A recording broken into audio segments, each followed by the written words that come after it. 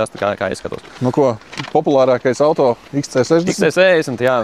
Parasti, kad atnāk sieva ar vīru, parasti vīrs velk pie XC70, sieva pie XC60. Tas ir viennozīmīgi. Klasiski. Jā, tas ir standarts, un tad mēs redzam, kurš mājās ir saimnieks.